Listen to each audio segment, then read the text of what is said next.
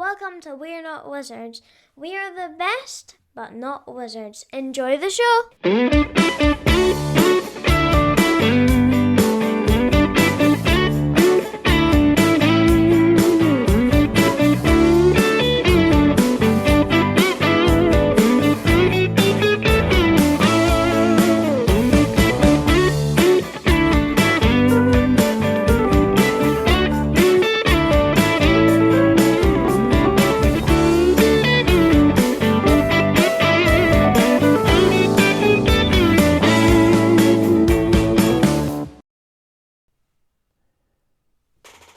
So let's start with a confession. I've always been impressed with the way that Jamie Stegmaier runs Stonemaier games. From his initial success with Kickstarters to continual support of the community, his fundraising, his openness to talk about his own life and experiences. Like every endeavour, there's been missteps along the way, and not every game that's part of the Stonemaier portfolio can be considered to be as much of a classic to me as, say, Viticulture or Scythe. However, he continues to be one of these dependable voices trying to do the right thing. When Wingspan became a thing, I was one of the first people to interview the designer Elizabeth Hargrave, and we spoke to her about the game before it literally stormed everywhere like a tidal wave and went on to sell over 1.6 million copies. So it was time to get it to the table and get it played and just tell you what I thought about it. Not that it's going to make the slightest bit of difference to maybe what you think about it already, because you're either going to like this game already or hate it, and you're just maybe interested or just curious as to whether or not it's worthwhile even listening to me giving you my thoughts in the first place. But here we go. I mean, Wingspan's an engine building game based around the birds in North America, and as you play, you'll add cards to your own area that will allow you to increase resources, expand your collection of birds, eggs and food, and ultimately increase the number of victory points that you'll score at the end of the game. At the beginning, your turns will involve a minimum number of actions, but by the end of the game, well, the little engine that could, you'll have kind of less turns, but kind of more to do in each turn. And it's all about adding to your tableau in order to increase the number of effects that occur when you take a particular action. Primarily, you'll be trying to place a bird from your hand, which is better than two in the bush, in the 3 rows of your tableau, which are split into 3 types of terrain. Play a bird and place it in the matching habitat, paying the food cost. Some of the birds will have activation effects that occur when you take the primary action of that row, and the very top row doesn't have any space for playing a card, but it has a playing action where you pay eggs to play cards. 3 rows underneath allow you to gather food from the bird feeder, collect eggs to be added to bird cards, or draw new bird cards from the selection tray or drop pile. You'll place a token in the row of the action you want to play in the most empty left space, and then move your token over the cards in that row, activating any actions that the cards offer. Some of the actions might allow extra food. Others will allow you to store food on the card, or even add other bird cards under that card for later scoring. Every action that you take is going towards the final point salad goal, and it's extremely rare for you to not be taking an action that adds more digits as you go. The round continues until all of your action tokens have been used, and then a bonus is rewarded based on the random criteria. Such a clever mechanic. You then leave one of your action tokens to mark out how you performed in the bonus reward, thus leaving you with 1 less action for the next round. After you've completed all 4 rounds, you'll then get into final scoring, where you'll be awarded points for pretty much everything that you've built up on the board.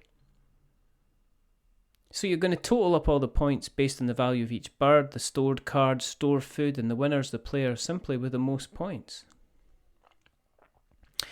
Now, in terms of looks, it's not that Wingspan looks overly lovely, it's just that Stonemaier really cared to make this game look as good as it could with those little touches that show they appreciate you as a gamer.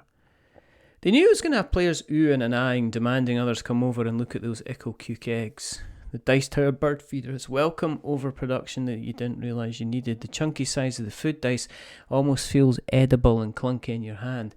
The inclusion of the small trays to put the tokens in. The inclusions of the bigger tray to make sure the bird cards behave themselves. The pretend eggs that you're definitely going to smell in public. And you're definitely going to try and taste when you think no one's looking. Those bird cards. Something endearing about all those illustrations. All the work that's gone to make them look as real as they do.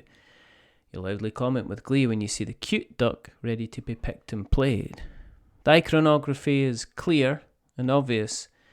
It makes remembering what you're meant to be doing extremely simple. There seems to be a genuine effort to make the visuals in production work alongside the gameplay, so they work in a meaningful symbiosis.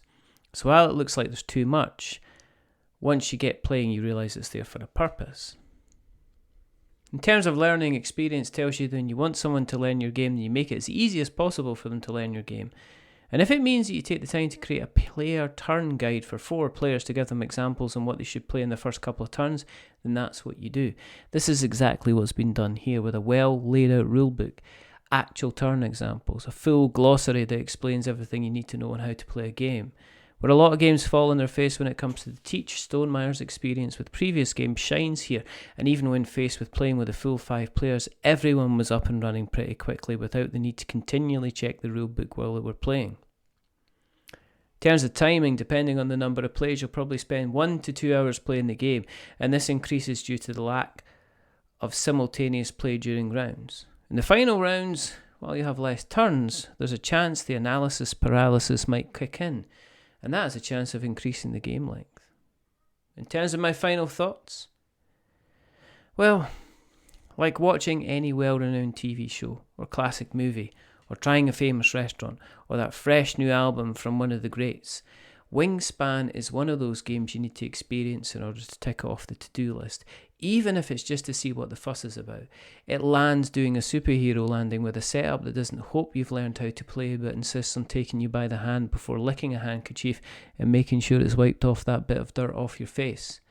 The production values are solid, practical, and walk that tightrope between overproduction and practical usefulness.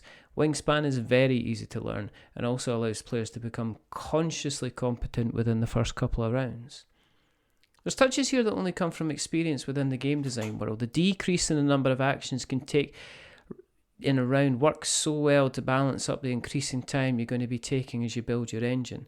The dice reroll mechanic when you have the same type of food results helps prevent bottlenecks for that particular action. Has anyone reviewed the game that's not mentioned the eggs at least 2 or 3 times in their appraisal? I kind of doubt it. Though I do have some counterweight coconuts for those European praise swallows. While Wingspan has picked up this mantle of being the industry darling as the game you can get new players to play, I'm not convinced it's the game that you should be rocking onto the table as soon as your friends mention they wouldn't mind trying one of those games you've been asking us to play. There's a lot to be casting your eye over during the game, and as it reaches the point where you have several cards in your tableau, then it becomes analysis paralysis central. Try saying that 3 times fast. Now that might be something that will make less experienced players tap out once the real engine building kicks in. For those who like engine builders and like to be able to plan their strategy, you're often playing a game of damage limitation with the blind card drawing and lack of planning becoming clearer as the game progresses. Sometimes you'll be playing a card because you need to increase the resources you gain when you play a particular role, even though the card you're laying is down is suboptimal. I would have preferred a larger pick of cards than the 3 on offer as the game stands. There's a lack of negative player interaction that certainly made itself felt at higher player numbers. There's never really a way to impede somebody from creating a monster machine that would score them big at the end game. In fact, there are very few times in which a player would be offering resources to other players as part of their bird card activation. While there was a subtle interaction through the card choice in the bird feeder, it was lacking the gotcha vibe that's present in the likes of viticulture. You don't really know how well you're doing against everyone else until you finish the game, and that's unlikely to change on both the 2nd, 3rd, 5th, 10th game. In many ways, Wingspan is like 4 people all reading the same book at the same time and stopping to share their thoughts at the end of the chapter. However, there wasn't anyone round the table that night to say they didn't enjoy it. There wasn't anyone who wouldn't want to play it again, and that in itself is pretty special.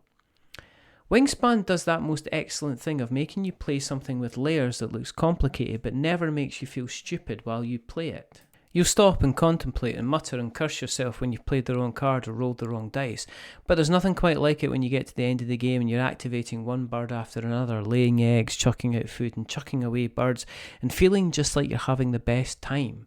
Wingspan lives up to its hype with its feathers on. If you give any tips, it's get your birds down as quickly as you can and make sure you've enough food to pay for at least 2 to give it a good start. This review is based on the retail version of the game provided to us by the designer and publisher. We're not paid for this review. We give a general overview of the gameplay, and so not all the mechanical aspects of the game can be mentioned. The majority of games that we play are going to take a reasonable number of sessions and playthroughs to fully understand every possibility that they offer.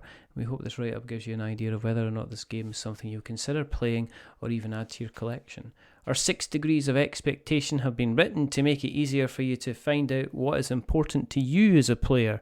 Even if we don't like something, hopefully it helps you decide if it's something that you would find out more about. We always suggest you check out a gameplay video to give you a better understanding of the game as it's played. If you want to read this version of the review, you can find it on our website, we'renotwizards.co.uk. Thank you for listening, and goodbye.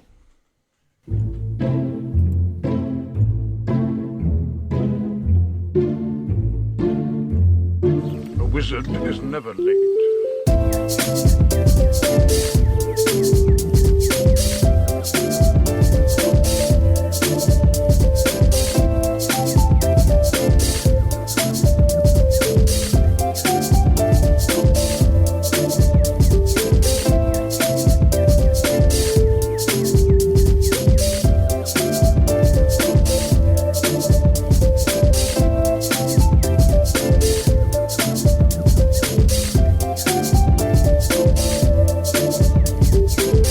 Nor is he early. He arrives precisely when he means to.